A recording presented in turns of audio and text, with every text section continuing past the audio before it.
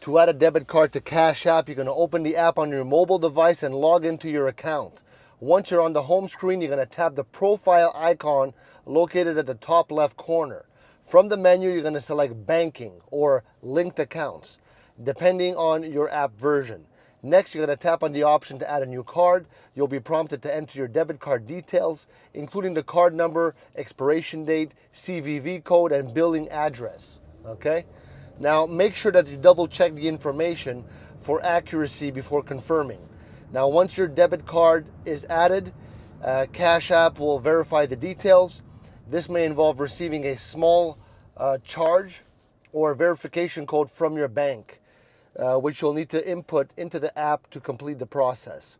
After the verification is successful, your debit card will be linked to your Cash App account. Okay, now you can now use it to make the payments, withdraw funds, add money to your Cash App balance. All right, now, if you encounter any issues, ensure that your card is eligible for Cash App transactions and check with your bank for any restrictions. You can always remove